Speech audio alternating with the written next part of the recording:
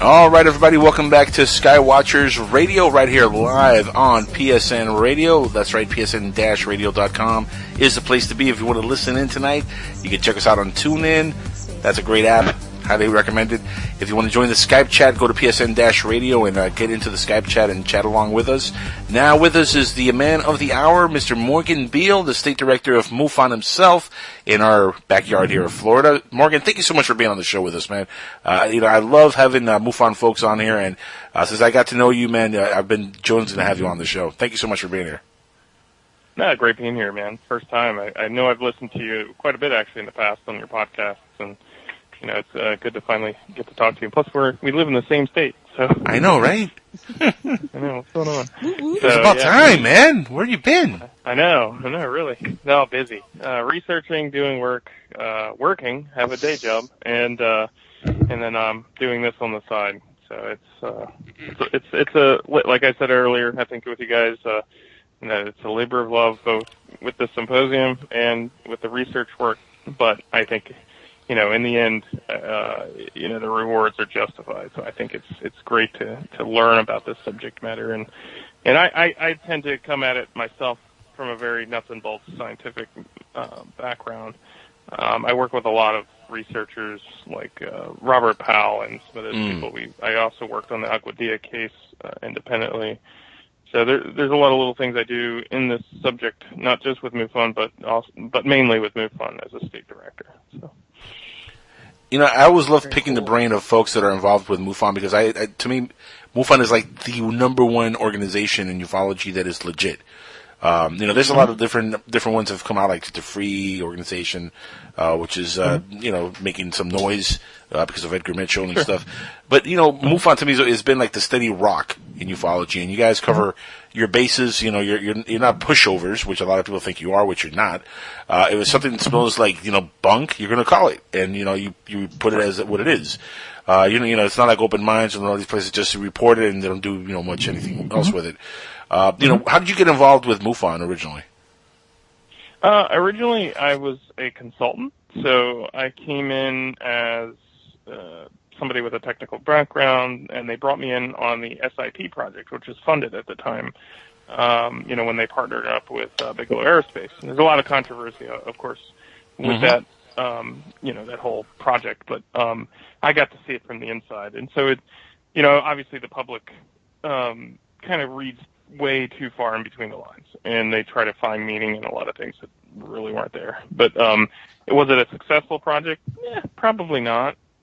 But no one will argue with me on that one. I mean, it's pretty much what it was. But it was a good experience, though, and I got to work on some cases. I mean, it was like I went from just being who I was, with the college degree and working with a consulting firm and doing my own thing. To getting my feet wet, or I guess that's an understatement, where they just literally threw me in to some of the STAR team cases with Beall Aerospace, dealing with some of these, mainly with just of interest witnesses, meaning these witnesses that have, experienced these things their whole lives, and they have a certain quality background. So, like one of the guys that I went and interviewed and talked to for 18 hours. It was an 18-hour investigation, actually, for two cases in Florida that he did at the same time. And it was mainly because they were high-priority witnesses, and I talked to one of them, and he was a JPL scientist. And, he obviously didn't want to be public, but it was just interesting to get to see his perspective on the subject and the fact that this stuff has happened, that he's witnessed most of his life. And in each case, it's all in his head, right? Everybody said, well, even scientists can be, crazy. But in his case, he had an independent witness for each event. So he had his neighbor across the street. He had a fishing buddy, or not a fishing buddy, but a cave diving buddy, because that's what they did. So there's all these, and I got to talk to two of them out of the 5 or 6 instances that he talked about. And all of them pretty much verified exactly what he was saying. Talked to the neighbor across the street, talked to his buddy over the phone. It was just a unique experience, because at that time I was read on the subject. I didn't really get into the popular books, like the Dolan books, all the popular ones that everybody always talks about.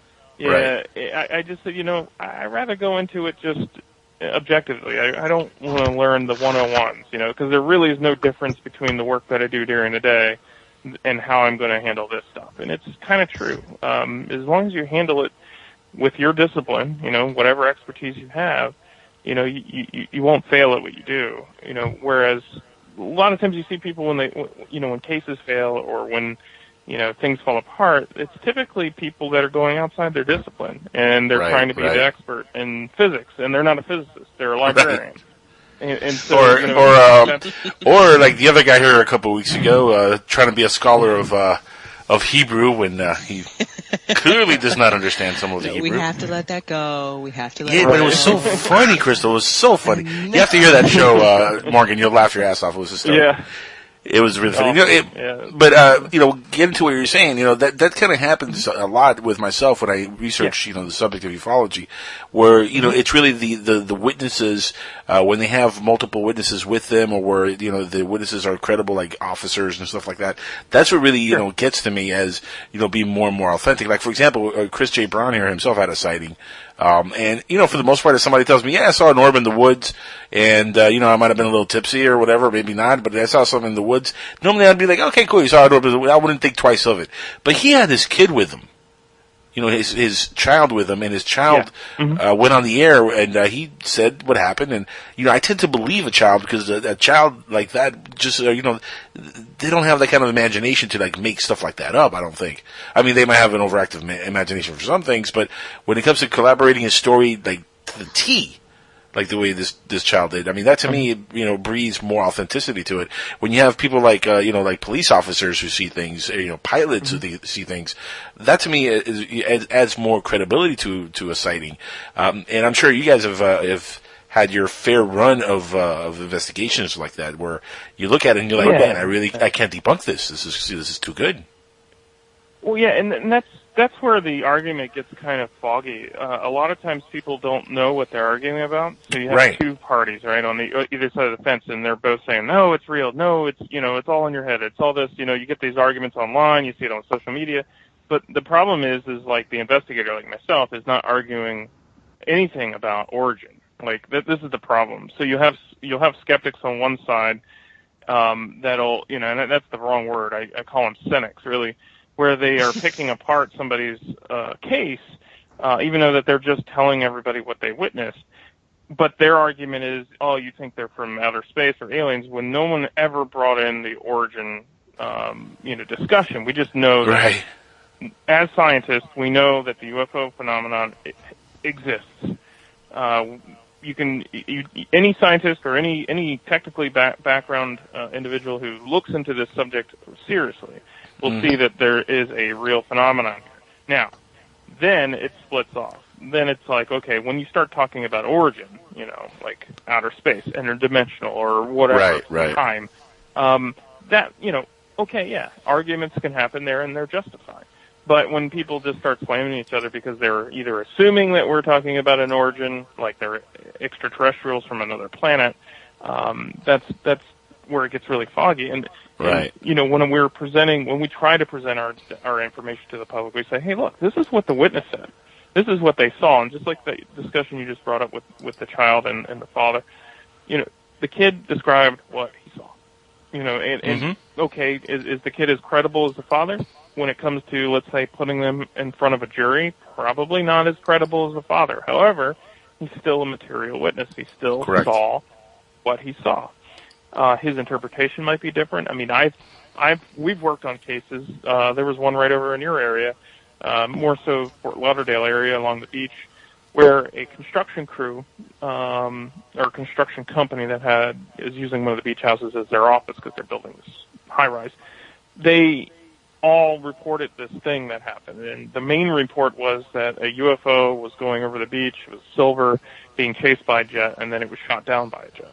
Okay? Oh, wow. Well, we talked to 7 witnesses, and each one of them had a completely different version of the story, and they were being very serious. One guy said, I never saw a UFO, but I saw the jet. I thought he shot a missile. And then another one says, well, I never saw a missile, but I saw the UFO and the jet. And then another person says, well, I saw the UFO get shot down by the jet. You know, and it's just varied depending on the witnesses, yeah. And that's one of the, that's a small little technique, obviously separating the witnesses and getting their version. But it just tells you that witnesses, when it comes to, specifics, they're kind of unreliable when it comes to a nuts and bolts investigation, but they're still anecdotal. They're still important. They're still part of the narrative of what happened. But you can't rely solely just on the testimony. So, and that's a hard concept for a lot of people, and it's understandable when, you're doubting the witness. It's like, no, not at all. It's just that when it comes to weighted information or weighted conclusions, you have to have more than just somebody telling you what happened. Well, unfortunately, sadly, most of everything in ufology is, testimony and stories from people. Mm-hmm. I mean, there's very little to no evidence, unless you want to, go with, for example, Lloyd Pye's Star Seed or Star Child Skull, or some of the stuff that Roger Lear was working on, the implants. There's tangible evidence there, but we haven't really had a crash at the White House lawn, for example, or something that everybody can witness. That's it. It's legit. It's 100%. Yeah. Exactly. Oh, I'm sorry. I was going to say, even in those examples you just gave me, were in many cases mishandled completely. Yes, and a lot of it had to do with the lack of experience. Again, going outside their disciplines and not reaching out to somebody that has a discipline. Right. So, like Lear, for instance. Lear is the nicest guy on earth. I've met him. However, I had open criticism with him is the fact that the way he utilized laboratories. He didn't understand chain of custody. He didn't understand that their independent laboratories have licenses for different types of analysis, and he messed up a couple of times in the beginning. Just like Frank Kember. I don't know if you know who Frank Kember is. He's actually somebody that's not as well known, but he should be, because he's probably done the best field work on the Roswell case than anybody's ever done. And I'm not talking about witness testimony. I'm talking about physical evidence where he's gone out and collected information in the field, and materials, including like the buttons, archaeological or anthropological, materials, and cataloged it and had the metals that they found analyzed properly through a certain type of isotopic. Now, even he did. Now, he's a geologist, and even he messed up the first couple of times with the laboratory, because he sent his into a laboratory saying, well, this is from the Roswell site, it's suspected, telling the laboratory what he suspected it to be or what it was reportedly to be, and that created a bias. And what happened is the laboratory ended up throwing out the sample, and there was a discussion. He even second guessed himself at first. He's like, oh, maybe somebody got to it, and the big conspiracy, right? How these things always disappear. Well, it ends up that the lab technician, I'm thinking this is how the story goes, just threw it out because they thought it was a hoax. They thought they were just being messed with. And so, that's what happened. That sucks. I know from my work, what I do, I never tell them why I'm testing this. I just say, look, this is the analysis I want on this material. Thank you very much. Here's your money. And I feel like that's the better way to do it, because then you don't have to worry about their bias. You're just, giving them something to analyze, and they don't need to know where it came from. No, or what you think it is. They just do the method, and then they send you the results, and that's it. So, but there's a lot of things that just never happened in ufology that should have when it came to opportunities like that. Early on, even in the Roswell investigations, there was a lot of that. You've heard of like the Sci-Fi Channel's special on it and things like that. None of it was done properly. And the thing is, the public doesn't really know that perspective because you're not hearing from an anthropologist or somebody who understands what an archaeological dig is or how to perform one. And it just turns into productions. That's what ends up happening with most of ufology. It's all production now. It's all like, well, this is how we get our money. We do production, and then it just gets clouded into the production. That's why I always tell people who have a story, right, or a researcher who has a major case that they're working on, their first thought is to write a book. And I keep telling them, stop writing books first, write white papers first. It's like I just got done, well, I'm about 2/3 through it. I'm reading Tom Carey's and the other gentleman, Children of Roswell, right? Okay. And I mean, it's a well-read book, but it's very colorfully worded, like a nonfiction book. Right. It's like a story, and then there's narrative in it, and it's like, that's not research. That's entertainment. Right. And not to say that they didn't do research at all. I mean, they did a lot of heavy work on getting these testimonies from these witnesses and everything. But when it's read by somebody like me or somebody that researches this all the time, it just reads like a nonfiction book. And right. I always wanted Tom Carey and them to really put their thoughts together. And look, guys, put a historical research white paper together. Everything you've learned about from witnesses and from evidence, and teach the public what you learned, because they have such a big story to tell, but they only tell portions of it in the books in their, in the next volume that we're going to write. It shouldn't be that way. Well, I mean, a lot of that happens. I think a lot of that happens though because I think some of these folks look at it as an avenue to make money, to get a little fame from this kind of work. And let's be honest, if the book doesn't sell, you ain't going to make money, and you're not going to have that fame. So they make it so that not only the people that are interested in it for the subject, but the people that are interested in science fiction or sci-fi, they get into it because it's just a good read, like you said. And that's unfortunate. It really is, because it completely cuts at the meat of the matter. Yeah, it does. And it's not to say that there isn't a legitimate means and methods to making money off of the subject, because, the Lord knows that we all don't get paid for this. And it's expensive. Especially you MUFON guys, because MUFON guys have to go out on the field by themselves and pay for their own travels, right? I mean, you guys pay for everything pretty much. Yeah, everything's voluntary. And like I always say, people, like you were saying in the beginning, MUFON is this big, great organization. I was kind of equated to it's one of the best volunteer organizations there is in this subject. Yep. Is it the best scientific organization? It's maybe not, because it's volunteers. It's made up of people who don't have scientific background, right? And people that do. I mean, I have a nuclear physicist on the team here in Florida. I have a guy who used to build, jet aircraft for the Air Force. So we have all walks of life, and that's what it is. Let me ask you a quick question, Morgan, because I think you brought up an important point that I think people, if they find stuff, especially if they find stuff, I don't think that they don't know how to handle it, and they don't know what to do. So my question to you is there a section on MUFON's website, or is there a number they can call where they can say, hey, I've just found XYZ, what do I do with it? Yeah, absolutely. I mean, you can just go to MUFON.com. There's a contact section that has the phone number, email, even a means, and they tell you if you have a report, you simply just go and fill out the, report a UFO, if it's just a UFO or sighting like that. But there is a hotline, and the hotline does go to MUFON. They used to have it manned 24 hours a day, but, funding. But they do have volunteers and staff that will take calls all day long. And if there's something like that that's going on, and also, there's a section that you can look up. You can look up your state, your representatives in your state, and try to get a hold of them. Sometimes they do have phone numbers. Ours does as well. You can contact the local chapter, who eventually handles those cases anyway that are local. So there's a lot of different methods of getting a hold of MUFON, but one of the best true methods is either calling them directly, or filling out the report form. And that could be about crash or physical trace evidence as well. Now, have you gotten any evidence? Got you on the air. Go ahead, Chris.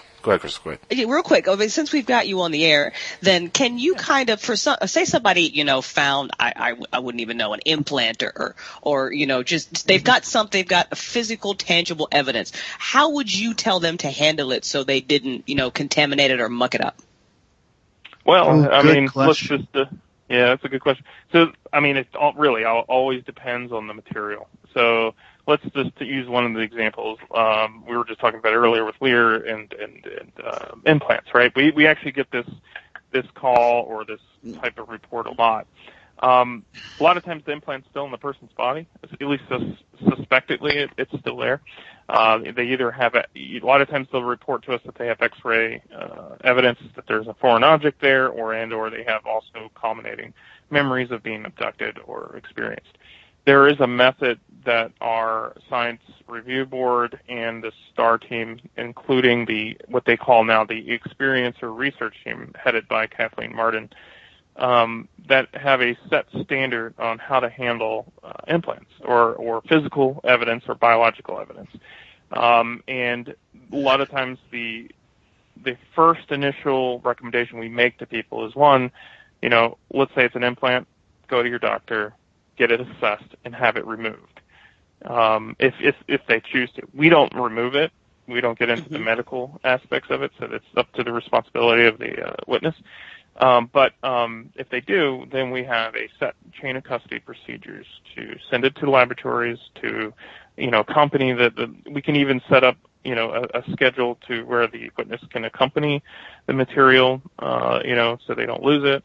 A lot of people say, oh, it'll get lost or somebody will steal it, right? And I said, well, there's a strict chain of custody that needs to be followed as long as it's, in that chain of custody and it's not there. I can't say for certain that these things, go missing. I mean, let's just assume for a moment that it is the real thing. If, let's say, and again, this is hypothetical, the thing was put in somebody's body from some civilization that's 10,000 years ahead of us. Well, wouldn't you think that they would know that it's one, been removed, and two, it's on the move? So it's kind of like one of those things. You would expect, expect. Yeah, you would just have to expect the unexpected when it comes to this stuff, because we don't know anything really when it comes to the actual facts about where these things are, what they are, and where they come from. And I don't remember the gentleman's name, but he's the guy that's always got a cowboy hat on. But anyway, he has a collection of these foreign objects. And one thing you don't do is handle them with your hands. You're tainting evidence. Is that Daryl Sims? Yeah, Daryl Sims. I think that's what that is, yeah. And I don't know who's making that noise. It's Chris Brown. Yeah, Daryl Sims, you're correct. Stand-up guy. But he has his collection sitting in this shadow box in his house. Not really correct method of handling foreign material, especially if you're going to have it tested, if you ever have it tested. And I don't think he has. It's just kind of hanging out in his collection at home. Yeah. So, that's part of I'm not mad at Sims or people like them. I'm just disappointed. Meaning there's so much distrust and so much, not using other disciplines to help, come to conclusions, that recklessness happens with actual evidence. And so I always tell people, don't paint it, don't mess with it, just put it in a container, or if it's a biological material, just leave it where you found it and have one of our people come by and pick it up, or just contain it, put like a lid over it if it's on the ground, don't touch it. That's the number one thing, because one, there's risks involved, you don't know about those, and there's other things that you have to be mindful of. One thing you brought up, you mentioned Lloyd Pye's Star Child. Star Child skull, right? Yep. Yeah. One of the things I've noticed lately, not necessarily when Lloyd Pye had it. Lloyd Pye, did I say that right? Yeah, you said it right. Calling him somebody. Okay. Is that at conventions now, it's going on parade, and if you notice, it's being handled with bare hands the whole time. Yes, it's contaminated. And it's it's totally contaminated. And so how do you get and again, it's already been tested before, actually. Right. There's a geneticist and other people that worked with Lloyd on this years ago. They couldn't determine, one, if it had any unique DNA, and what they did find was human. So, but that said, what happened with the evidence between the time that it was tested and that no one knows, because experts were not handling it. They're just collectors, people that were, it's a novelty. And the thing is so far the only tests that have been publicized have been ones that are of negative in nature, meaning that it's human. And so people are literally parading around with a human skull. I mean, you start thinking about it that way. That's morbid. Very morbid. So there's nothing out there. There's nothing out there that has unidentifiable DNA. No, I'm not saying that at all. In fact, that's the other problem. That DNA that's unidentifiable, we wouldn't know it if it was staring at us in the face because we don't have identify DNA to it. compare it to. Right. Yeah. So Wow. people, this is a big thing that's always run into, like with the Bigfoot stuff and the hair. You know, the unidentified apes that they've probably collected the hair from, or probably something in between an ape and a Homo sapien, or whatever you want to call it. The problem is when they do the DNA testing of the hair, and they have legitimately collected DNA evidence in the field, specifically in Asia, not so much in the Americas. But the thing is it comes up as chimpanzee, orangutan. So it's like that's the only DNA that they can compare it to. So they don't have a Bigfoot DNA that they can say, oh, that's definitely not a chimpanzee, or that's definitely not a orangutan. It's a Bigfoot. Well, no, they don't have that DNA. So now they get something that has chimpanzee and orangutan DNA in it. So which is it? You know, and that's the way the lab is going to look at it. They're not going to identify it as unidentifiable DNA because it's identifiable. It has the markers, just like we have similar markers to a pig. Right. It's kind of like, well, we share some of those chromosomes, we share some of those strains. It's just it's never clear cut. See, like a lot of this stuff is reported and popular, or at least in the media. They don't explain to the public what a DNA test does and what it actually tells you. And so when they did this skull, the Star Child skull, they could be looking at something that's not human. Problem is that it shows, you know, it'll have like a percentage of comparative to a known species. It was, you know, I don't remember the exact comparison or what they found or but I know that it was by the expert, it was deemed as probable human DNA. Right. I think they said it was half human and half something other than they couldn't tell what it was.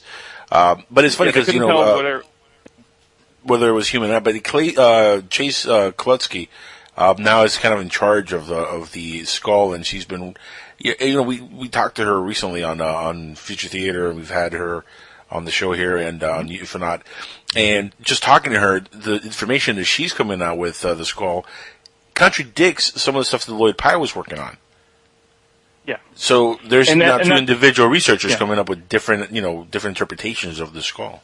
Well, the only published information is from what Lloyd did. So right.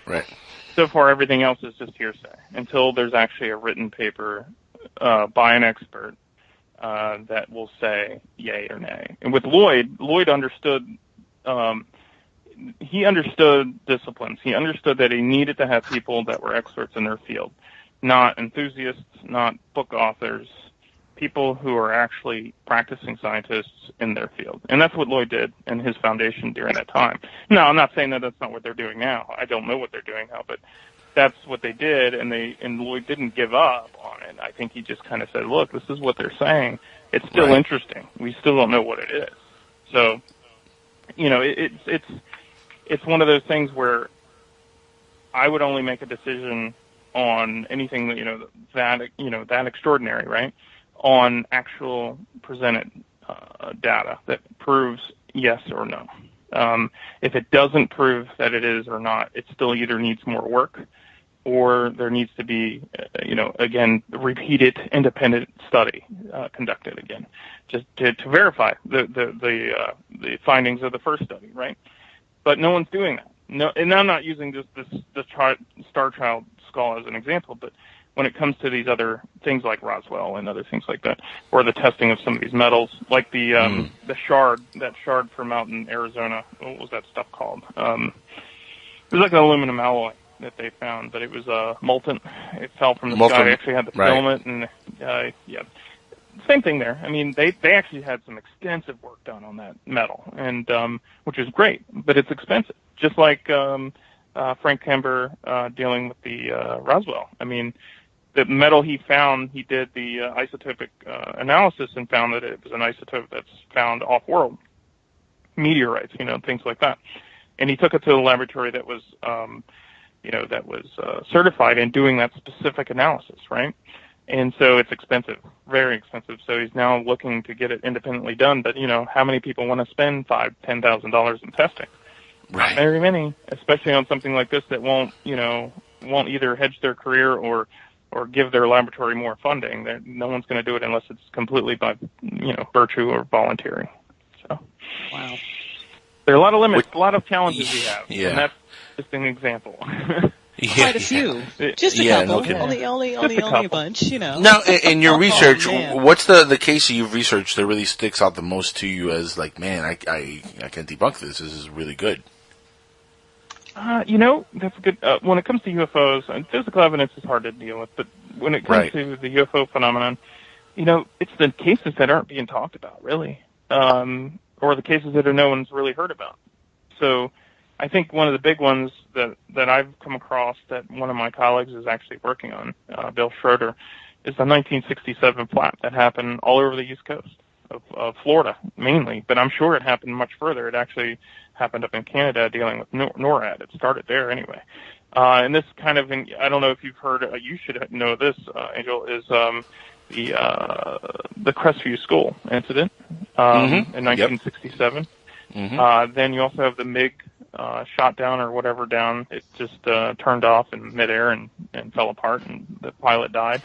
Are you talking about the one Are you talking about the one around Cuba or the one in Russia? Cuba. Cuba. So in Cuba, 1967, around March, I think it's April, March, May, there was a 3-week period where we had an incident with NORAD, where these unknown objects were coming over what they call the dew line, and they were heading straight south along the eastern seaboard. We don't know anything yet, really. Bill doesn't. I know he has some new research, so he might be talking about that at the Symposium coming up in a couple of weeks. But he was witness along with his cousin, because they were both. He was an operator dealing with the anti-aircraft missile systems, and his cousin was the radar up in, I think it was Miami, and Bill was located in the Keys at a site there, a missile site. And their systems got shut down by this thing because they painted it, they targeted it. And this was at the same time now, through his research, that he found happened within a week of the Crestview incident. Happened, I think, actually 3 or 4 days, if I remember correctly.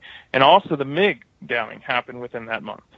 So it was a bigger incident, a much larger incident that happened. And we're just still getting more details of other incidences reported. And we think that, thinking about it, there's probably a much larger incident that happened in the entire United States all the way up the eastern seaboard. Because every single one of those missile batteries that we had out there at the time, all along the eastern seaboard, all the way up to Maine, and including in Canada, were probably doing what Bill was doing, which was trying to paint these unknown targets. And they were probably all being shut down, just like he was. Problem is, we don't have the other end of the story on that one. But we have these two military witnesses who've been researching this case for a while. And, they were finding out that, that the Cuban witnesses are still around, and, you still have, other people that are still around coming forward about the stories, including Crestview. There's a lot around that.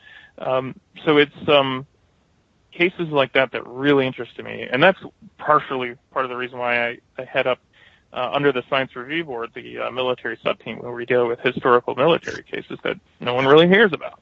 Everybody always talks about Roswell. Everybody always talks about Rendlesham Forest, important cases, but there's many more cases just like that. It's just that no one knows about. I think Roswell always sticks in people's consciousness because of the fact that Roswell was such a big event. And it was one of the first movies and TV shows. Not only that, but it was one of the first really big events that was publicized by the news. There was a newspaper article that said the flying disc was recovered by these, where yes, the government came back and retracted everything later, but it was the first time that we kind of got a glimpse of the government saying, "Hey, aliens are here," and that kind of stuck, I think, with the consciousnse of the entire planet, to the point where, back then, the percentage of people that believes might have been very small. I think, more than 85, maybe 90% of the population now believes that we're not alone. Right, but it's hard to convince them about, it's funny, my colleague, Robert Powell, kind of made this observation when we were talking about this exact subject, the reaction of society to this phenomenon, where us right now, we're talking about this subject. We view like going to these symposiums or going to this as this big thing, right? But we are such a small niche in our society that, why doesn't organizations or things like MUFON have more than 10,000 subscribers when CNN, when they run a UFO story, they get 10 million hits or 10 million interests into their story out of nowhere. Right. And I've talked to a CNN rep who used to work for CNN, and she had talked to me about when they did sweeps like that, and they specifically ran UFO stories because they knew that the public interest was up there. But it's odd that once it's all over, they just forget about it and walk on, and they don't look up. They don't care about the research that's going into the subject matter. It's fleeting interest, and then it's always entertainment. So you always get these shows on TV that people like to see, but no one really has stepped over that veil of seriousness. Where it's right now, it's still in everybody's mind as a, oh wow, that's a neat thing moment. Whereas, well, would you say that a lot? Do you say the interest really comes back every time we have like a major movie event, like a Star Wars or an X-Files on TV? Do you think those kind of things bring back the excitement or the interest? Yeah. Oh yeah, we see it in our data. I mean, when MUFON had that show on H2, I think, we were getting more cases than we could handle, to be honest with you. And then when X-Files came back on television, there was another, oh my gosh, what are we doing?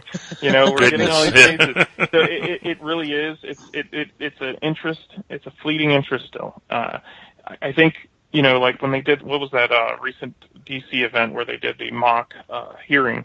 It shows you, they took some senators or retired senators in some cases, not, off duty, but they were mostly retired or a part of it. But they came out, with this, oh, okay, what am I getting myself into I didn't realize it was this serious. Even to the point to where Senator Byrd, I think out of West Virginia, was seriously combating the secrecy behind the whole Roswell situation, because that's about when it was coming out, late 80s, and they started becoming real public about it.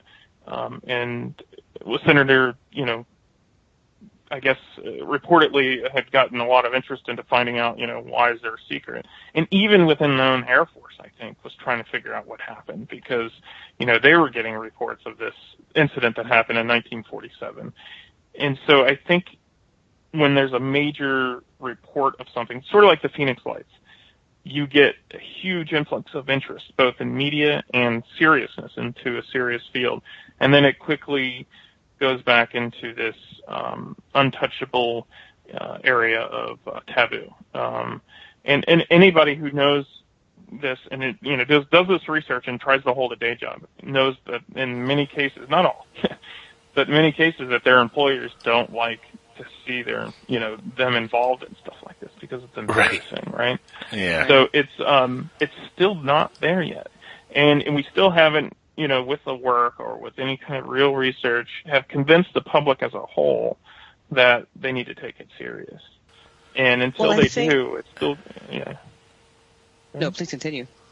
Oh, I was going to say, until they do, we're still going to be what we are now, where we get a little bit of interest from the public, and we're really just doing these independent projects for ourselves, in a sense, until that day comes, until people really start taking it serious and say, hey, this is a real thing. I mean, we just took on a case not too long ago, or at least Robert Powell and I think another state, I think it's Oklahoma, where a scientist who owns his own engineering company was up on a hunting trip up in Canada, and with his colleagues that he had with him, and they all saw this UFO, or a couple of UFOs, but really up close. And it caused interference in their equipment, their monoscopes, the hunting monoscopes that they had. And they got to see the silver dumbbell-shaped UFO, within maybe 100 yards of them, which is actually pretty close for an object that size. So it changed that person's perspective forever. Now, that's what it takes, though. And unfortunately, not everybody can have a UFO sighting, right? So until everybody sees a UFO, they're not going to take it as serious as the scientist does. Sure. Or we come up with irrefutable evidence. And that kind of segues into what I was going to bring up, which is the active investigation of this phenomenon, which is really just getting started. You have projects like UFO Tot. You have projects like UFO Data. You have the CubeSat project out of Canada. You have another project out in California where they're building systems to collect data on, unusual aerial phenomenon. And very sophisticated systems nonetheless, in some cases. And even here in Florida, we're working with a little bit with the camera people from the Sky Sentinel software developer who created the software, the visual radar that runs all sky cameras.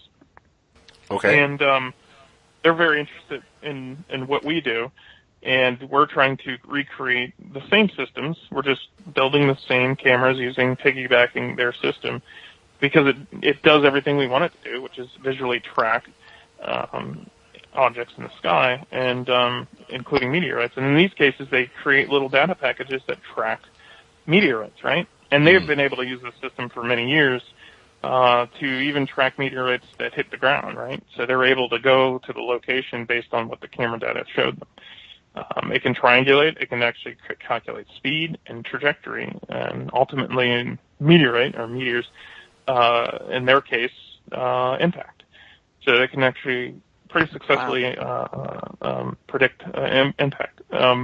So in that case, we can still use that same system to track unknowns. And in fact, their systems have picked up some stuff over the years. I think they even posted one from the Florida MIT or FIT cameras, that there was a weird reflective object that was up in the sky, but it was at night. It was reflecting like the street lights or something, but it was really large and it was above, but you can barely see it. But it triggered the cameras, and so stuff like that, which I think is going to be the future of ufology, where we are actually no longer chasing stories, that we're actually collecting the data of an event and then going out and finding the witnesses.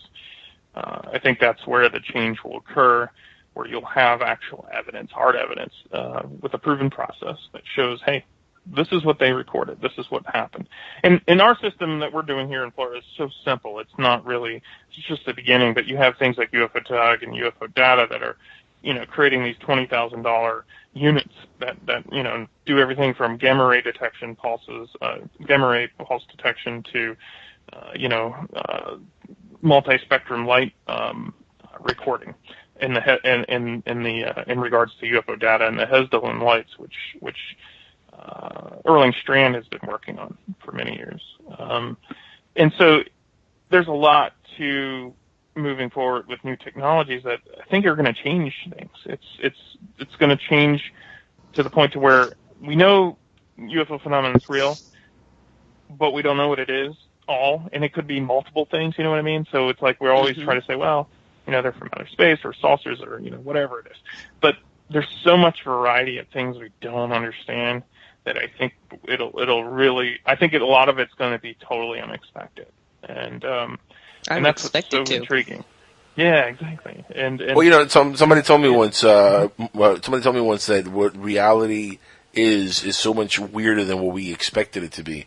That when we find out the truth, and what we see, and when we find out the truth of what reality really is, we're going to be blown away, because we're going to be speculating for years, and then when it hits us and we really are told what's really been going on, it's still going to be so fresh and so new to us, because it's completely different from all the speculation and all the theories and all the stories and everything else. Yeah, you're going to be mind blown by what reality really is out there. And I believe that. I believe that, we might have some pieces of the puzzle, but I think the puzzle is so big that once we see the whole thing put together, it's going to blow all our minds. And, one aspect of this thing, and I think a lot of people kind of lose track of this, is that a lot of the stuff that people are seeing are our our own crafts, stuff that we've created over the years, and that's part, I think, of the cover up is that we have this technology, and we're not showing it to the whole public, but we have to test fly it, we have to use it, we have to go places, and I think part of what the discovery of what the reality is that we've probably colonized several planets in our solar system. We're probably using this technology for many, many years, and that's going to be part of the mind-blown aspect when we realize, wait a second, we got bases on Saturn's moons and got bases on Mars, got bases all over the place that we've created ourselves over the last 100 years, and that I think might be something. And you got to look at it this way too. It's like if you had the ability to do that. Okay, let's say you're in a command position, right? Angel. Okay, imagine Angel is. That's a dangerous thing right there. Yeah, and you guys have an. You don't want my finger on that trigger, buddy. You just don't want it. Well, you can kind of put yourself in their shoes. Let's say let's take Richard Dolan's hypothesis on the secret space program, and the argument is should or shouldn't they do what they do? If that's true. Well, if they went public with everything that they're doing, they wouldn't be able to accomplish things as fast as they would in a political structure. Sort of like why the Pentagon has black budget is because anytime that there's an official budget, nothing ever gets finished because it's government, right? Well, they need the $14,000 toilet seat, Exactly. They're comfortable. For the space. Well, you know what though? Fleet. It's actually an anti-gravity toilet seat. Pooper scooper. Which would be cool. That would be cool. And I think that what we're talking about now is one of the reasons why it's so hard for the mainstream public to get a grasp on this. Because, it's okay to kind of think about UFOs and then dismiss it, because if you really thought about it, now just think about the belief systems that get shattered. One, you're not alone in the universe. Two, the government is lying to you. And then it just snowballs from there. I think that's really one of the reasons why the mainstream has such a problem grasping it's because of the implications. I mean, everybody can talk about MK Ultra, but I guess everybody believes that magically the CIA just stopped making mind control soldiers. I mean, you don't we just think that for us, it's not a big deal. We know the government lies to us. We know NASA lies to us. We know about these things. But for the Donald Trump, Bernie Sanders, all He's of them. He's not government. He's not a government. He's not government yet. Literally all of them. Stop drinking the Kool-Aid. But the average American, they've got a job, kids, or whatever. I don't have time to think that, oh my God, too many other things, alien. too many distractions, too many other things. Right. Like, come on. Especially when, religious people, forget about it. Well, it's like what does that mean for God? Yeah, exactly. It's like if a military had an opportunity to have an edge, they would do it. In fact, they would be responsible to do it if that's their job, right? To be the best. And so they're not to say that it's right or wrong. I'm not a secrecy in some forms is necessary, but secrecy, like we've been seeing in the last decade or two, has been kind of reckless and stupid. But yeah, you have to expect them to do it. They're going to do it, and they're going to keep it secret. And people. My father was a colonel in the Air Force, and he always told me that the military can't keep secrets. And I kind of disagreed with him, but I agreed with him at the same time. I said, you're right and you're wrong, Dad. And this is, again, coming from a teenager. They can't keep secrets because we're talking about them, right? All the time. We're talking about the secrets they're supposed to be keeping. So they're not actually technically keeping the secrets, but we still don't have access to the secrets. But we know they're there. But, it's kind of like we're on the fence of knowing what they know, but we know that they know, but we can't, we don't know. I know you know, but we... You know that we know that we know that you know that we know. But we don't know nothing. And I'll give you a perfect but we don't know. Of that. That's right. It's a Jon Snow. Yeah, exactly. Well, there's a researcher named Paul Dean out of Australia. And Paul Dean. He has probably been the most prolific in finding and chasing the rabbit down the rabbit hole when it comes to military documentation of UFOs, and sort of in the same sort of in the same route, I guess, as let's see, who would that be? John Greenwald, for instance. But Paul has started to really look at what happened to UFO investigations within the military, and he's really uncovered a lot of documents, talking about incidences that never made into the Blue Book, that were that were around the years of the Blue Book, and also after the years, well beyond when they said funding is no longer being put into the investigation of UFO incidents. Now, granted, a lot of it has to do with unknown aircraft, meaning foreign aircraft or untailed, aircraft without, monitors or what do they call those things? Their IDs radar? that show up on the radar. Yeah, and so. But at the same time, they have incidences of major incidences that they talk about in these files. And the thing is that the government kept changing agencies, like either for funding or budget purposes, but they would just make up agencies as they went along. So it would be like the Fund for Search, Understanding Aerial Phenomenon or Aerial and Weather Phenomena. And they would send it to this organization to take a look at what happened. They have the radar data, the video, and everything from the pilot. And so they would send it to this organization. This organization would be around for 3, maybe 4 years, and then they would move it, or they would change the name, or merge it into another agency that they created.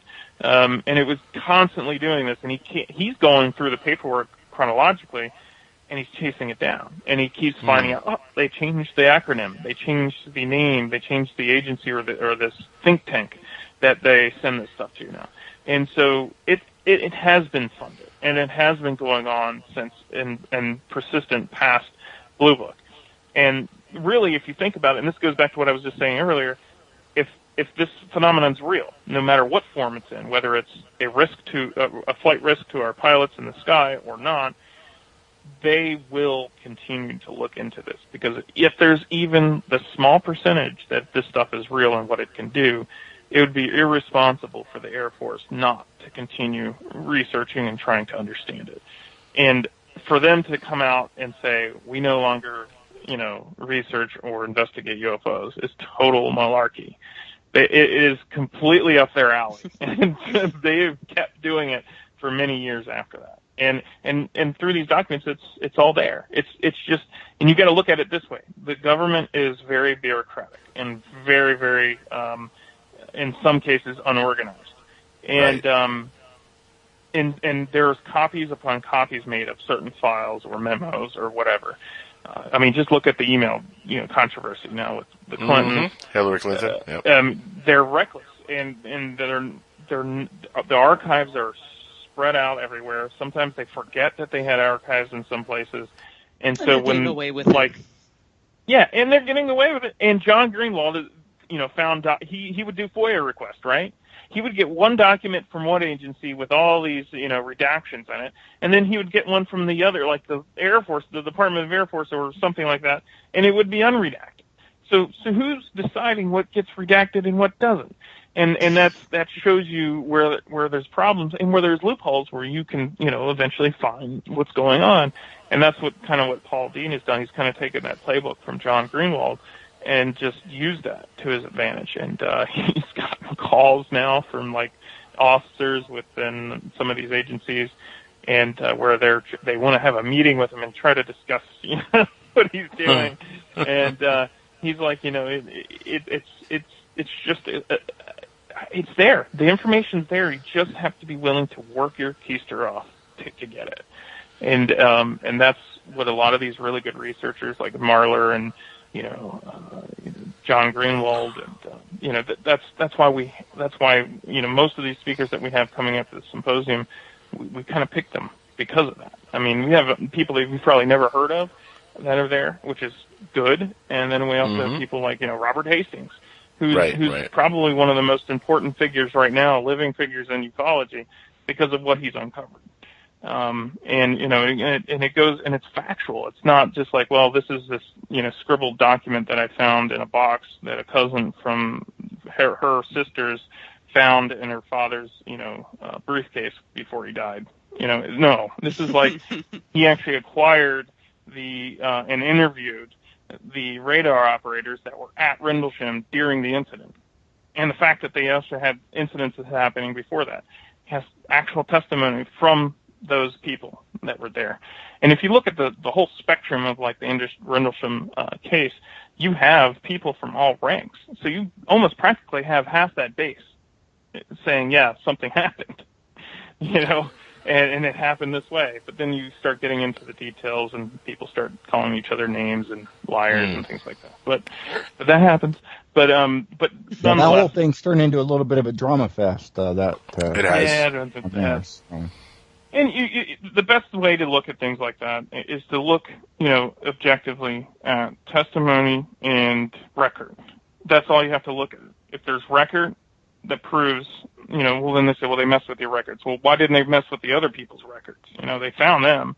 And then you have, not Holt, but who's the gentleman that was an MP that got the lawyer? He was just in Burroughs. Burroughs? You have Burroughs who, he got 100% coverage. And I went through this with my stepfather, not getting the proper coverage from the VA, right, for his injuries. He was a spy plane, and he was exposed to RF radiation, essentially, through my research, and he got cancer, and eventually is what killed him, right? Well, he got 30% coverage on his right ear, okay? That's all they would give him. But Wow. Burroughs, because he had a lawyer, got 100% coverage because he was exposed to UAP radiation. What the heck's that? And they got that through FOIA. They got that directly from an archive that got his medical record released. They couldn't. Nobody could alter it in time. Nobody could do anything, and they ended up getting it through, probably a mistake from one of the departments.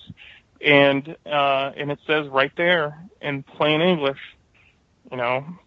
exposed to UAP radiation. Wow. So they acknowledged it through, and that's why they stalled for so many years not to give him his records, because that's what it said in those records. And they were afraid, of course, anybody would be afraid. And if they wanted to keep it secret, well, they said, well, we need to doctor those documents so they don't say that. And says, well, what other archives are these documents in? Oh, I don't know. Oh no, they could be everywhere, And it's like they couldn't do anything to them because they didn't know how many other copies there are in other agencies.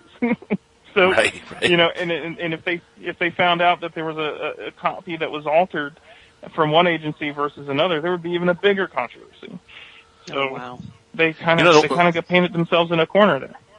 The one thing that always gets me are like deathbed confessions, like Boyd Bushman and folks like that who come in and give out their confession before they die. They have nothing to gain from coming forward, near death. No, I mean, those. I want to. Go ahead. I was going to say. I'm sorry. I was going to say. Do you notice something? Let's take two of them. Actually, one's not a deathbed, but could be one day. But you take him for instance. What are the controversial things that he said during his deathbed confession? Most of it, just like the Serpo stories from the defense minister from Canada. Right. Their statements about the phenomenon, for the most part, never came from them. They weren't their own stories. They're always somebody else's stories. You have to be very careful with when these people start saying these things. You look behind it. Now, he actually has a legitimate personal experience story, to tell. But then somehow it gets mired in these pictures of the doll, alien doll, and then it gets mired into all this other stuff that had nothing to do with him. And somehow there's this mystery source, right? That was pretty bad. It gave him all this information. Yeah. Yeah. And it made him look bad. It did. I mean, It did. you just look, you read it, you read into it, and you see it, and it made him look terrible. It discredited him. Now, was it planned that way? I mean, if I were an intelligence agent and I had a job to do, that's the easiest way to do it, is to have a person look stupid in the public eye. And that's what I think happens to a lot of these people who go out and start telling these stories on, whether it's a deathbed confession or not, and you start hearing stories that aren't their own, meaning they heard from a person or a reliable source, or this researcher that is unnamed, or this witness that came to me and we served in the same unit came to me and told me all this. You've got to be careful with that. And it's sad to see somebody like him, who really was a true scientist, engineer, and what he did, turn into telling somebody else's story that he was given, Right. Yeah. And it actually muddies his own story, which is probably just as extraordinary. and that's the part that's another observation that a lot of the researchers that have been around for a while have noted. You could look at even folks, and I hate to bring him up because he's passed, but Edgar Mitchell, for example, he never had an encounter with aliens. He just went out of other people's stories and. Yeah, Edgar. Yeah, you're right. Edgar didn't, but he always talks about the other astronaut story, which was right. Other people's stories. Yeah, exactly. And he's always, I guess, from what I've heard, he just had this fleeting interest in it, and he really thought that it needed to be taken serious. Like most of the astronauts. I mean, there's a reason why some of these guys come to our symposiums. I mean, because they have a true interest in the subject matter. And not just because, we paid a person to come to be our keynote. I mean, why would they come to a niche conference? And MUFON is a niche conference. No other way of looking at it. But it is an interest to the public. But they still come to them. We have people that are in the audience that you would never suspect that would show up to these things. And it's because they either have their own personal experience or they have a really strong interest in the subject. It's a serious subject matter. When you really look at it, and especially if you're a witness, it is serious. And I know this sounds morbid, but it's as serious as murder. It's very serious, and I think that's where that again there's a divide with the general public and the research community honestly. The most two serious questions I think that we face in life is: are we alone in the universe, and is there life after death? That's it. Right. Yep. Yeah, it's probably two big ones. Very difficult to answer. Yeah. I mean, that of course, and what made the Spice Girls popular. Nobody knows that. That's what? Those songs mysteries of the universe. All the words you liked them. You did. Don't lie. Okay, I admit it. Everybody secretly likes at least one Spice Girl song. I believe this. That's a full-faced lie. Let me segue this back into ufology before we go off the train here. Mirage Men. This was a documentary that came out, which blew my mind because I wasn't, fully aware of what happened with Rick Doty and all this stuff that happened. Richard Doty. Yeah, Richard Doty. I always call him Doty. Richard Doty, and what happened with him, that he went bananas because of the mind control manipulation that was happening with Paul Benowitz and them. That in itself kind of tells you, wait a second, if the government was doing this to this one guy, and it was all make-believe, could everything that we've been kind of looking at in the last 25, 30 years from ufology be just a bunch of bonk from the government to keep us distracted, like a magic act? You know how a magician does the trick. Right. One hand does the trick, the other hand kind of fools you to look at it while the other hand is actually doing the magic. Could that be what's been going on in the last 50, 60 years? I think that it's a little both. I think that, there's been opportunities that couldn't be missed by intelligence officers like Doty. Also, people like Doty, you can't take their word for anything. It's kind of like he could also be just embellishing his own story, which is probably mostly true. A lot of what he did with Benowitz is known, and it happened. A lot of it that he did to Benowitz himself, probably a lot of that went beyond his own command, which means his command didn't want him to do what he did, but he did it anyway because it was fun. He was driven crazy, Benowitz. He was driven nuts. he was doing all kinds of stuff. Messing with them. And then you had, it wasn't just Benowitz though. He was getting himself involved with other people, like with Linda Moulton Howe, people like that. When he was inviting them over to the base to look at a document, but you can't write anything down. You can only read it for a minute, and then I have to take it back. And it's like, what kind of clowning around is this? And a lot of people don't realize people like Doty, more, a lot of the stories that get thrown around like Serpo and things came from these guys. This is where this stuff was coming from. And it's funny, like people say, the Serpo story is so real. Well, maybe there is some truth to it, but the story's been so mired that you just hear about the argument that both Doty and Moore and the other author, I can't remember his name, but the argument was, well, let's write the book about it, but it has to be nonfiction because we need to sell books. It's like, really? So if you have an actual source telling you, this incident, you're just going to write a nonfiction. This goes back to what we were originally talking about in the beginning, remember? to make money or to make a successful project, they preferred to write it as a fiction story or nonfiction story. Sorry, and so it kind of tells you where a lot of this stuff gets bled into, and even some of my own colleagues and volunteers sometimes believe it, and then they'll believe it first off, and then when they see something like this documentary or read the book about what Doty is and what he did, they're like, oh my gosh, just like what you said. So what is a lie, or what's the truth and what's not? And I think the UFO phenomenon is real. I think that a lot of what has been done is to muddy the waters to make things harder to pin down.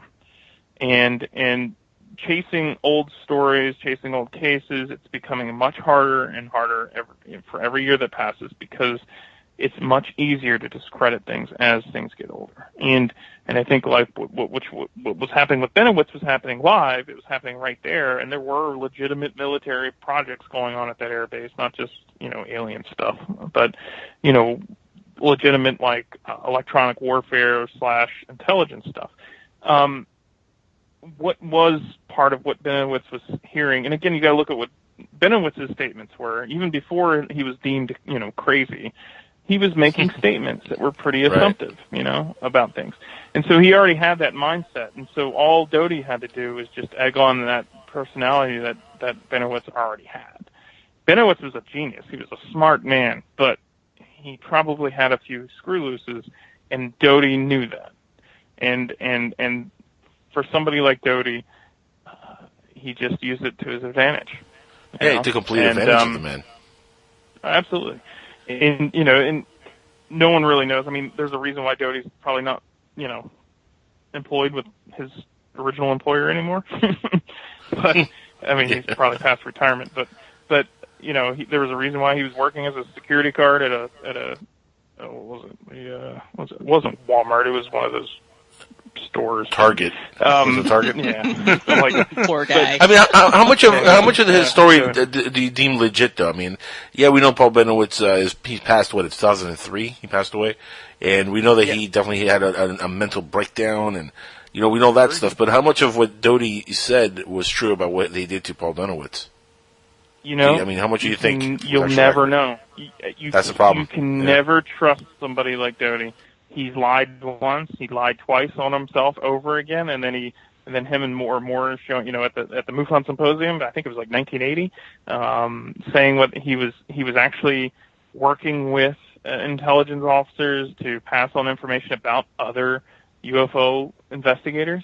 I mean, so it's like they were, whoever, the group of people or probably separate agencies were doing is that they were taking advantage of weak-minded individuals, and all those individuals were weak-minded, and that's what ended up happening. They took advantage. What stories are true?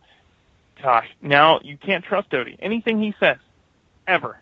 And I think Alejandro kind of said this to me because he interviewed the writers of that documentary and everything, who actually got to talk to Doty, and he said, he's gone back on himself more times. You cannot trust him, no matter what he says. He could be lying about both stories, for all we know. And that's no, seriously, he could. That's what makes it so difficult. And that's why I'm like, I think there needs to be a new approach to all this. I think those historical cases are legit. But I think it's time to move on. I think now we need to start utilizing the technology that we have today to start actually collecting the evidence of the incidences. I mean, that's what the military was doing back in the day. I mean, as far back as the 50s, they were collecting data on these things. We need to start doing that. And we need to start learning what we can about this phenomenon. And I think that's, we're actually holding a what they call the Skyscan Summit and social. I think it's Saturday night at 9 p.m. after the last speaker, where we're pulling most of the representatives from those projects together in a panel discussion. It's a private meeting. Of course, Angel, you're invited. Anybody at the meeting, investigators, researchers, and the speakers are invited to it. But we'll record it too, so it's not like it's going to go away. It's essentially trying to bring these groups together and to start some sort of cooperation and understanding of where they need to go. Not control, but letting them do independent projects, but just start to let them start having conversations about ideas, implementation of their ideas, I think they need to start getting off the ground. And once they do, I think more eyes will start opening up about what this phenomenon is about, and we'll start to actually learn more about it from a, now standpoint versus trying to look back 40, 50 years of, history. So, I mean, there's still a lot to be learned about history, and that's why we have people like, Paul Dean and, and John Greenwald. And I think we still need to do that. But at the same time, I think we need to start changing some gears around it, and we need to come up with a new approach. Because, it's funny. Even in MUFON, No, go ahead. I'm sure this is much better than what MUFON, we look at history. We're looking at our data now. And it's like we're trying to glean what we can learn from that data, and I think we're starting to see the sheer volume of what we have to deal with. And I think it's time that we start utilizing that data. Yeah. It's funny, I was going to say that a good friend of mine, Jesse Randolph, coined the term new guard in ufology, and that ufology really needs that new guard that kind of looks at it from a different angle and with a little bit of a skeptical eye and really dissects the information a little differently than has been done in the past to get to the meat of the matter of what's happening in ufology. And that kind of goes along with what you're saying here. I mean, we really do need that new guard. In a sense. I 100% agree. As you know. So shout out to Jesse Randolph. Well, that too, and the level of technology that we can kind of bring to some of these things now. So I think that's why it's so important to tell people how to handle the evidence, what to do if you find these types of things. So we can do that. So we can start to look at it as not just eyewitness testimony, but let's really analyze this. Let's really see what we've got here. Because that's really the only way that we're going to bring any kind of legitimacy to the topic. Yeah, I mean, if you sit back and you studies, yeah, if you sit back and you just believe anything that people come at you, just on faith, you're going to get nothing but fantastical stories because people are going to want to outsell you by coming up with better stories so they can write books and go on tours, run for presidential candidacy, which is all made up. Andrew Basaggio. You're going to have the people like that of the world that are going to come out with these outlandish stories that there's a jump route to Mars and get jump to another time and there's a little boy in a picture. Yeah, there's a little boy in a picture from the 1800s. His face you can't see because it's all blurry, but that's really him.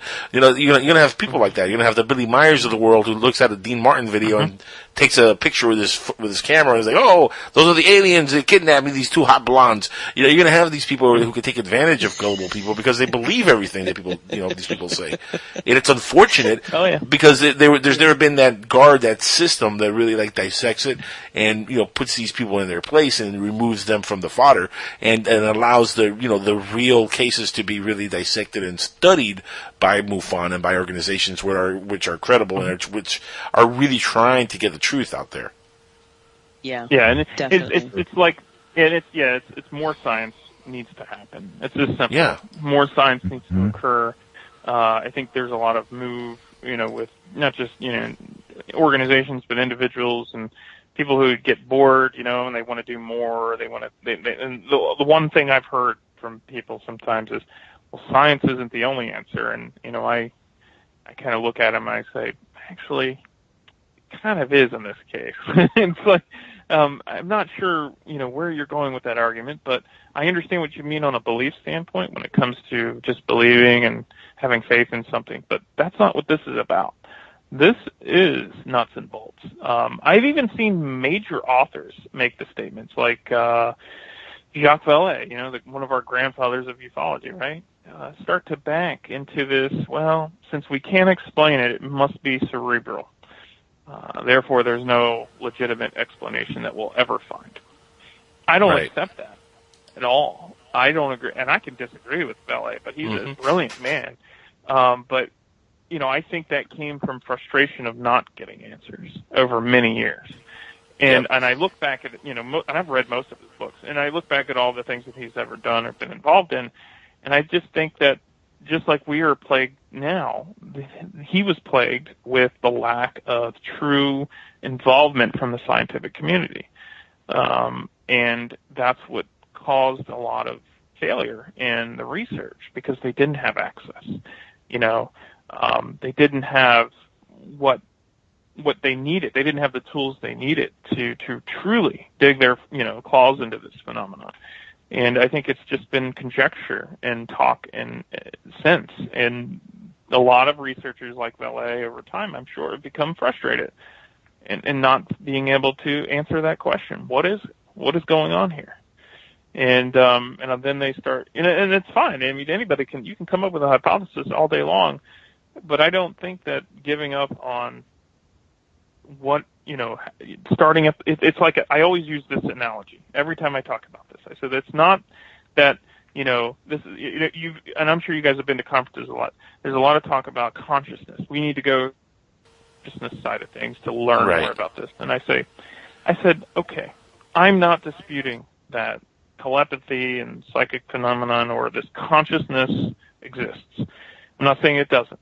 But what I'm saying is that we're human beings, and we need to start at that first step. We can't take advantage of the steps and skip them. Like when you were a kid, you used to run up the stairs really fast, and your mom would say, you better stop doing that, you're going to fall on your face. And sure enough, I fall on my face and break it too, right? So that's the kind of analogy that you should be using for this type of phenomenon is one step at a time, guys. I Just think because you need it's both. hard.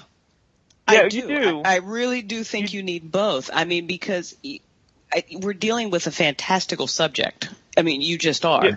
And I absolutely believe we have to have the science in place to study it. But I think that, I would caution that we don't get bogged down because science can become very arrogant in what science knows and what science doesn't know. And then when we kind of lose that imagination or we have to say, well, we can't do this, we have to do this and that, I think we're kind of missing the point. I mean, because we're talking about a very fantastical, it's fucking aliens. Let's just be real about it. It's aliens. Right. Well, when I'm talking about consciousness, I'm talking about the Greers and the people sitting in a room and meditating the truth into their brain. I wish. I wish that would. Hey, man, life would be awesome if I could do that. Right. But Greer's a character. Let me tell you. Don't get me started with that. Yeah. So the Vero Beach is all I gotta say. But what I'm saying is that we'll eventually get to a point to where we understand consciousness. But as a civilization right now, absolutely not. We're not even close to understanding any of that, and we won't accomplish anything right now on that regards. I think we need to learn more about our world and about this phenomenon. In this case, if we're just using this microcosm here, which is kind of hard to do with this subject matter, but looking at the phenomenon as its nuts and bolts and learning as much as we can about the physicality of what it is, okay, and then moving forward and understanding things that will seem like magic now, but later will be fact. So it's kind of like it's not going to be in our lifetime. I think some more than others will probably learn more about this phenomenon than others, but I think it's a slow process, and you have to do one step at a time. You got to start somewhere, and the problem is we keep stopping at the bottom step, and we're just like, it's too hard. I'm just going to. So, are you of the mindset like I am that we're never going to get full disclosure by the government, at least not in our lifetime? Never. You'll never get it from our government. It's going to come from us. It's going to come from the public. It's going to come from an incident outside the control of any kind of government access. And you got to remember, there's governments all over the world. So what's going on there? It's the same thing, kind of. It's like, some people have toys, some people don't, and they don't want the other team to know what they have, and it's kind of like that's what's been going on for a long time geopolitically with this phenomenon.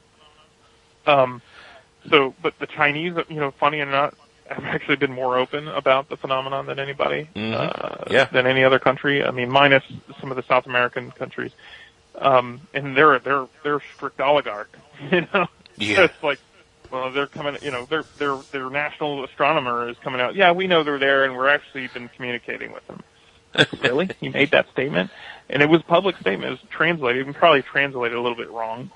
But I heard something interesting from China, and I don't know if it's true. My brother has spent way too much time watching silly videos on YouTube, but he recently heard that the Chinese... Oh, it's great. It's hilarious.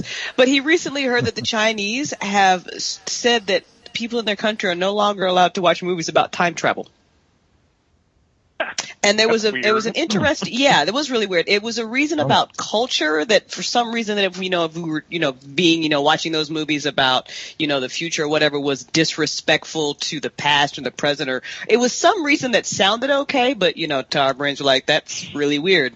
I don't know if there's any truth to it. I just thought I didn't know if anybody else had heard that, but you mentioned China and that came to my brain that. Well, China is very picky over there. Yeah. China's very picky in the movies they get to see from the West also. I mean, they for example, this new Star Trek movie that came out, like Star Trek Beyond, they wouldn't play it in China. They would not release it, which cost the movie from being a hit to being a flop, because, China was a huge market for the last two movies. But for whatever reason, they don't want to play it there, and it has to do with the subject matter, that, the movie deals with. Which is funny because then they turn around and they allow other space, invasion movies or alien movies like Independence Day, play out there. So it's like, where's your moral? Why wouldn't right? What is it about this movie that you don't want your people to see? That's interesting. And they have just built one of the largest radio telescopes in the world. So there's an issue. Go figure. Yeah, go figure. They know some stuff about some stuff. Well, I mean, China is making moves now. I mean, they've went to the moon. They're doing their thing now. They're really getting into the space programs, the space travel. In fact, I truly believe that China, before America, are the ones that are going to come out with disclosure of some form, way before us. They'll put something out there like saying, "Yep, here's some proof aliens exist." Especially if they know that it'll make its competitor look a little stupid without going to war with them, because a lot of people are afraid of China, that we're going to go to war. We'll never go to war with them because of economy. No. It's simple, money. Yeah. But they will drop at any moment to make a fool of America. And if it comes down to it, if it has something to do with aliens or some sort of disclosure in that regards, they would be the first to do it. I agree. It. Now, Morgan, we're almost out of time. We have a few minutes left, but the symposium. Let's hammer this home real quick. What are the dates of the symposium? Are tickets still available? Can people still go to the website and purchase tickets? Oh, absolutely. How much are they? Give us some information on it. Yeah, it's real soon. It's coming up. It's next weekend, right? Not this weekend, but next weekend. So it's it's going to be on the 25th, 26th, 27th, and 28th. There's small things going on with the field investigator training on Thursday, and we have the dinner banquet on Friday with our keynote speaker Robert Hastings, and then of course the following 2 days, Saturday and Sunday, on the 27th and 28th, we have all our lineup of speakers. You can easily find all the information by going to MUFONsymposium.com. All the information's there, registration's there. I always want to remind people, if they are going, make sure you register with your hotel in our section called Hotel. You go there, you click on the link, you get your special code. Some people have called us and actually have said, well, I can get it cheaper on, Travelocity, and I can get it for $105 versus $109. You got to remember, with our tickets, you're not paying the resort fee and you're not paying for parking. And if anybody's been to Orlando, like most of us here, you know that you're going to be paying a lot of money aside from where you're staying. It's like there's parking, there's fees for everything.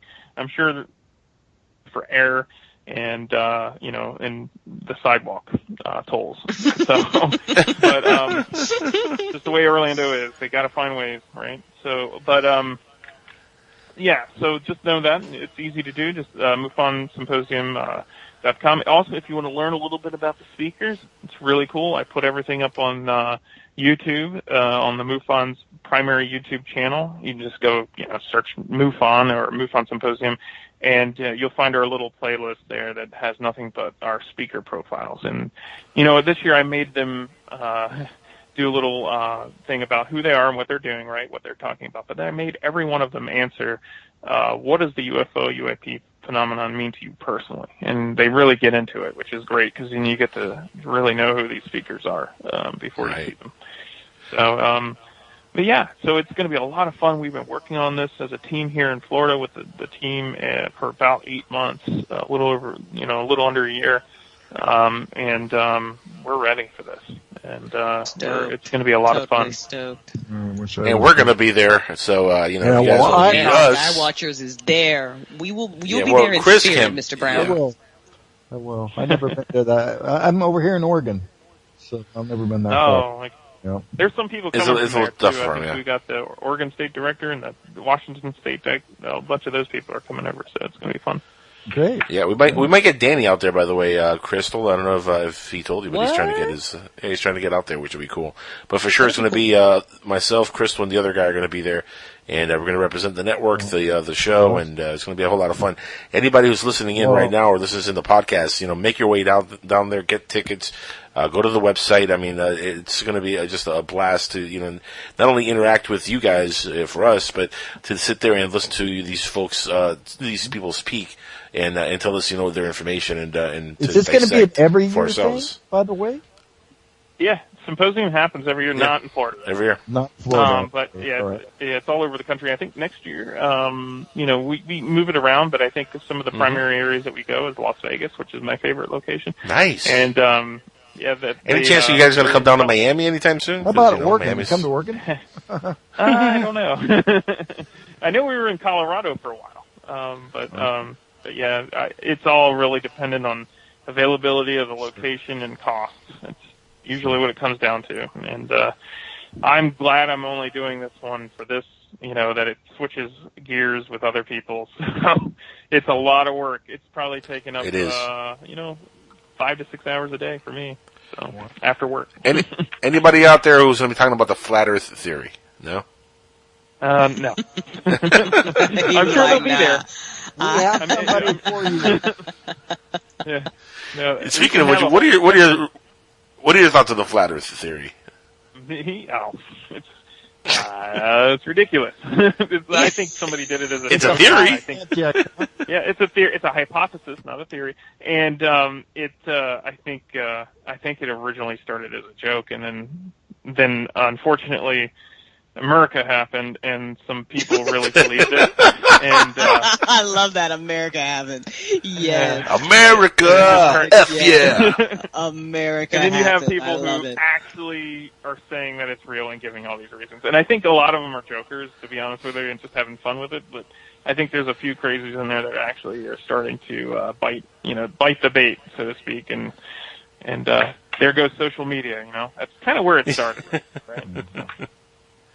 It's funny how it has taken off, though, in popularity, the discussion of flat Earth and the whole thing. Yeah, it's all over YouTube, everywhere. Yeah, it's amazing. If you Google Trends, you'll be surprised. Thankfully, it's not so much on my feed anymore, but before it was crazy. I know. For a few months there, it was like everywhere. Hashtag flat Earth. I'm like, what the is going on? Like, for real? I mean, I have a little bit more time believing stuff like the inner Earth theory, where there's life within the Earth. Maybe not so much a hollow Earth, but there's pockets where life is, thriving.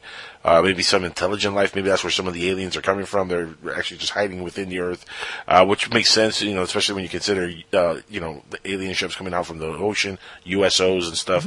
There's some believability there. The flat Earth is, it's a tough one for me to swallow. That's a tough pill for anybody to swallow. It really is.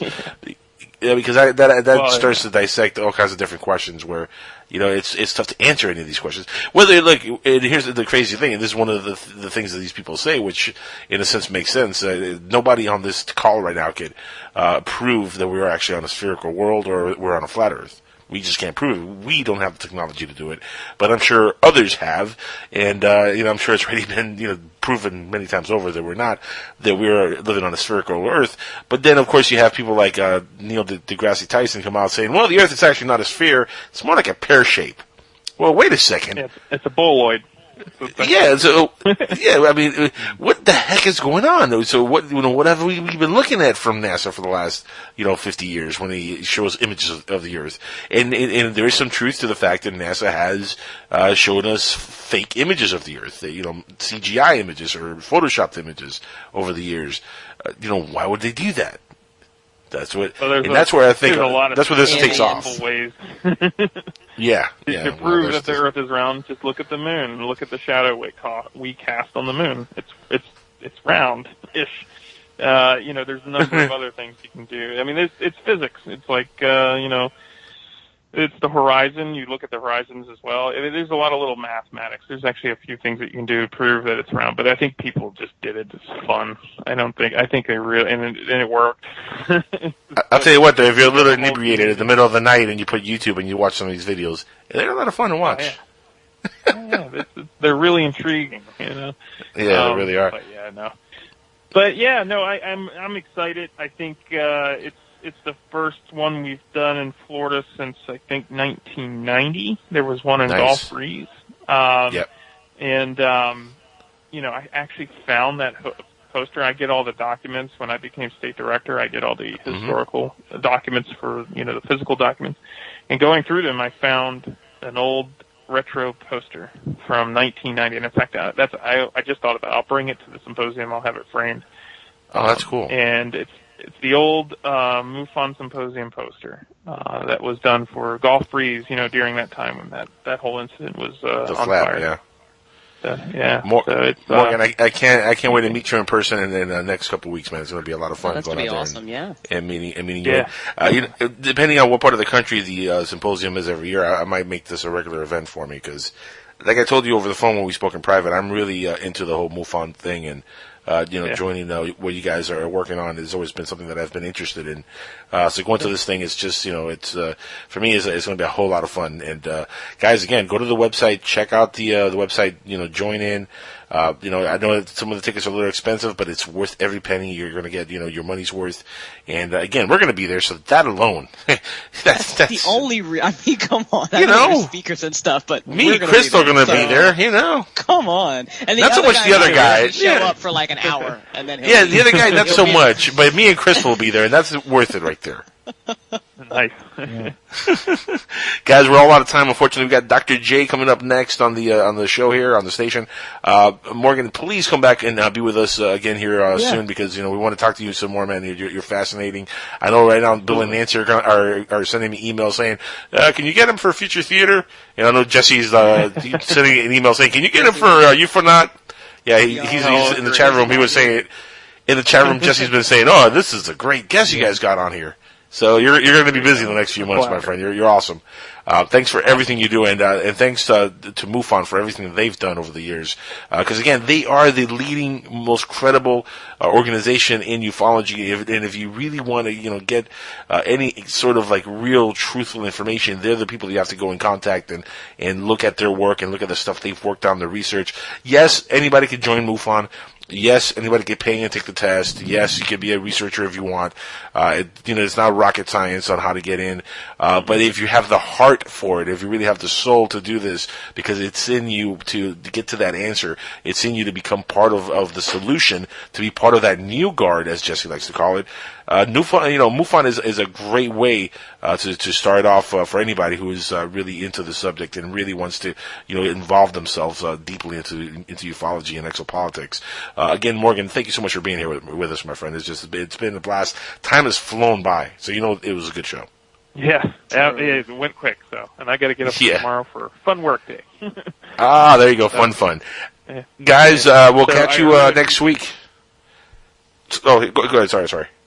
Oh, no, I was going to say I had a lot of fun, and, hey, let's do it again. Just, give me a call anytime. You know me. Definitely. We'll definitely have you back on soon. Guys, again, stick around for Dr. J Radio. This is Skywatchers Radio signing off for the evening.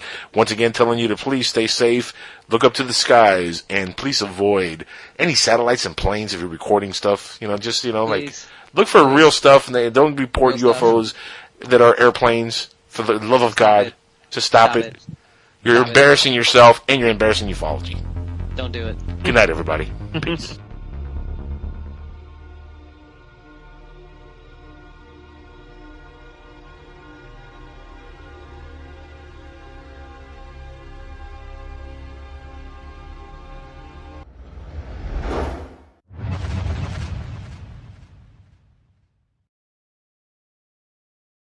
And they don't do much anything else with it. How did you get involved with MUFON originally? Originally, I was a consultant, so I came in as somebody with a technical background, and they brought me in on the SIP project, which was funded at the time, when they partnered up with Beall Aerospace. And there's a lot of controversy, of course, with that, that whole project, but I got to see it from the inside. And so it, obviously the public kind of reads way too far in between the lines, and they try to find meaning in a lot of things that really weren't there. But was it a successful project? Yeah, probably not. But no one will argue with me on that one. I mean, it's pretty much what it was. But it was a good experience, though, and I got to work on some cases. I mean, it was like I went from just being who I was, with the college degree and working with a consulting firm and doing my own thing, to getting my feet wet, or I guess that's an understatement, where they just literally threw me in to some of the STAR team cases with Beall Aerospace, dealing with some of these, mainly with just of interest witnesses, meaning these witnesses that have, experienced these things their whole lives, and they have a certain quality background. So, like, one of the guys that I went and interviewed and talked to for 18 hours. It was an 18-hour investigation, actually, for two cases in Florida that he did at the same time. And it was mainly because they were high-priority witnesses, and I talked to one of them, and he was a JPL scientist. And, he obviously didn't want to be public, but it was just interesting to get to see his perspective on the subject and the fact that this stuff has happened, that he's witnessed most of his life. And in each case, it's all in his head, right? Everybody said, well, even scientists can be, crazy. But in his case, he had an independent witness for each event. So he had his neighbor across the street. He had a fishing buddy, or not a fishing buddy, but a cave diving buddy, because that's what they did. So there's all these, and I got to talk to two of them out of the 5 or 6 instances that he talked about. And all of them pretty much verified exactly what he was saying. Talked to the neighbor across the street, talked to his buddy over the phone. It was just a unique experience, because at that time I was read on the subject. I didn't really get into the popular.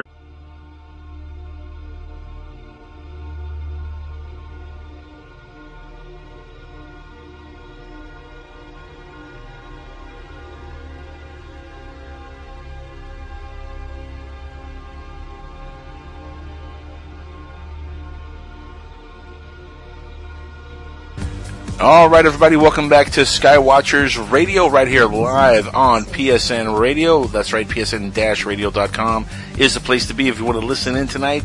You can check us out on TuneIn. That's a great app. Highly recommended. If you want to join the Skype chat, go to PSN-radio and get into the Skype chat and chat along with us. Now with us is the man of the hour, Mr. Morgan Beall, the state director of MUFON himself in our backyard here in Florida. Morgan, thank you so much for being on the show with us, man. I love having MUFON folks on here, and since I got to know you, man, I've been jonesing to have you on the show. Thank you so much for being here. No, great being here, man. First time. I know I've listened to you quite a bit, actually, in the past on your podcasts, and it's good to finally get to talk to you. Plus, we live in the same state, so. I know, right?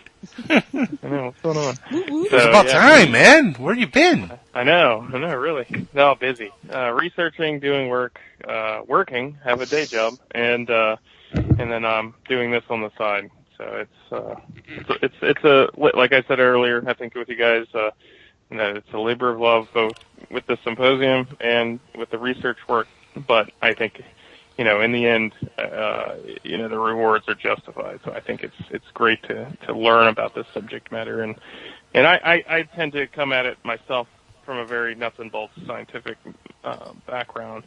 I work with a lot of researchers like Robert Beall and some of those people. I also worked on the Aguadilla case independently. So there's a lot of little things I do in this subject, not just with MUFON, but mainly with MUFON as a state director. So. I always love picking the brain of folks that are involved with MUFON, because to me, MUFON is like the number one organization in ufology that is legit.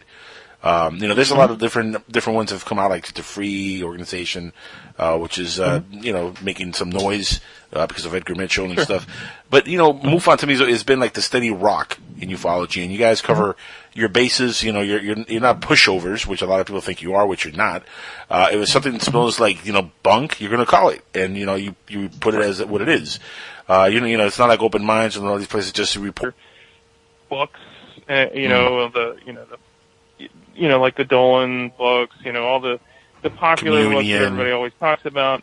Yeah, right. I just said, I'd rather go into it just objectively. I don't want to learn the 101s, because there really is no difference between the work that I do during the day and how I'm going to handle this stuff. And it's kind of true. As long as you handle it with your discipline, whatever expertise you have, you won't fail at what you do. Whereas a lot of times you see people when when cases fail or when things fall apart, it's typically people that are going outside their discipline and they're trying to be the expert in physics, and they're not a physicist; they're a librarian. Right. And so, or like the other guy here a couple of weeks ago, trying to be a scholar of Hebrew when he clearly does not understand some of the Hebrew. We have to let that go. But it was so funny, Crystal. It was so funny. You have to hear that show, Morgan. You'll laugh your ass off. It was hysterical. Yeah. It was really funny.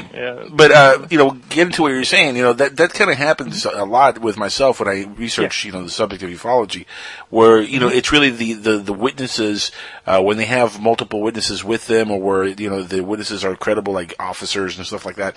That's what really gets to me as being more and more authentic. Like for example, Chris J. Brown here himself had a sighting. And for the most part, if somebody tells me, I saw an orb in the woods, and, I might have been a little tipsy or whatever, maybe not, but I saw something in the woods, normally I'd be like, okay, cool, you saw an orb in the woods. I wouldn't think twice of it. But he had his kid with him. His child with him, and his child went on the air, and he said what happened. And I tend to believe a child, because a child like that just they don't have that kind of imagination to like make stuff like that up. I don't think. I mean, they might have an overactive imagination for some things, but when it comes to collaborating a story like to the T, like the way this child did. I mean, that to me, breathes more authenticity to it. When you have people like, like police officers who see things, pilots who see things, that to me adds more credibility to a sighting. And I'm sure you guys have had your fair run of investigations like that, where you look at it and you're like, man, I can't debunk this. This is too good. Well, yeah, and that's where the argument gets kind of foggy. A lot of times people don't know what they're arguing about. So you have two parties, right, on either side of the fence, and they're both saying, no, it's real. No, it's, it's all in your head. It's all this, you get these arguments online, you see it on social media. But the problem, it just tells you that witnesses, when it comes to, specifics, they're kind of unreliable when it comes to a nuts and bolts investigation, but they're still anecdotal. They're still important. They're still part of the narrative of what happened, but you can't rely solely just on the testimony. So, and that's a hard concept for a lot of people, and it's understandable when you're doubting the witness. It's like, no, not at all. It's just that when it comes to weighted information or weighted conclusions, you have to have more than just somebody telling you what happened. Well, unfortunately, sadly, most of everything in ufology is, testimony and stories from people. I mean, there's very little to no evidence, unless you want to, go with, for example, Lloyd Pye's Star Seed or Star Child Skull, or some of the stuff that Roger Lear was working on, the implants. There's tangible evidence there, but we haven't really had a crash at the White House lawn, for example, or something that everybody can witness. That's it. It's legit. It's 100%. Exactly. Oh, no, I'm sorry. I was going to say, even in those examples you just gave me, were in many cases mishandled completely. Yes, and a lot of it had to do with the lack of experience. Again, going outside their disciplines and not reaching out to somebody that has a discipline. Right. So, like Lear, for instance. Lear's the nicest guy on earth. I've met him. However, I had open criticism with him is the fact that the way he utilized laboratories. He didn't understand chain of custody. He didn't understand that their independent laboratories have licenses for different types of analysis, and he messed up a couple of times in the beginning. Just like Frank Kember. I don't know if you know who Frank Kember is. He's actually somebody that's not as well known, but he should be. because he's probably done the best field work on the Roswell case than anybody's ever done. And I'm not talking about witness testimony. I'm talking about physical evidence where he's gone out and collected information in the field and materials, including like the buttons, archaeological or anthropological materials, and cataloged it and had the metals that they found analyzed properly through a certain type of isotopic. Now, even he did. Now, he's a geologist, and even he messed up the first couple of times with the laboratory, because he sent his into a laboratory saying, well, this is from the Roswell site, it's suspected, telling the laboratory what he suspected it to be is like the investigator, like myself, is not arguing anything about origin. Like, this is the problem. So you'll have skeptics on one side, that'll, and that's the wrong word. I call them cynics, really, where they are picking apart somebody's case, even though that they're just telling everybody what they witnessed. But their argument is, oh, you think they're from outer space or aliens, when no one ever brought in the origin, discussion. We just know that as scientists, we know that the UFO phenomenon exists. Any scientist or any technically background individual who looks into this subject seriously will see that there is a real phenomenon here. Now, then it splits off. Then it's like, okay, when you start talking about origin, like outer space, interdimensional, or whatever time, okay, yeah, arguments can happen there and they're justified.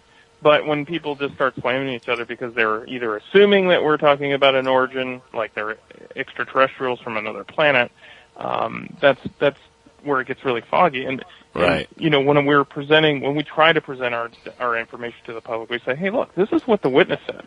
This is what they saw. And just like the discussion you just brought up with the child and the father, the kid described what he saw. Okay, is the kid as credible as the father? When it comes to, let's say, putting them in front of a jury, probably not as credible as the father. However, he's still a material witness. He still saw what he saw. His interpretation might be different. I mean, we've worked on cases. There was one right over in your area, more so Fort Lauderdale area along the beach, where a construction crew or construction company that is using one of the beach houses as their office because they're building this high rise. They all reported this thing that happened, and the main report was that a UFO was going over the beach. It was silver, being chased by a jet, and then it was shot down by a jet. Okay? Oh, wow. Oh, wow. Well, we talked to 7 witnesses, and each one of them had a completely different version of the story, and they were being very serious. One guy said, I never saw a UFO, but I saw the jet. I thought he shot a missile. And then another one says, well, I never saw a missile, but I saw the UFO and the jet. And then another person says, well, I saw the UFO get shot down by the jet. And it's just varied depending on the witnesses, And that's one of the, that's a small little technique, obviously separating the witnesses and getting their version.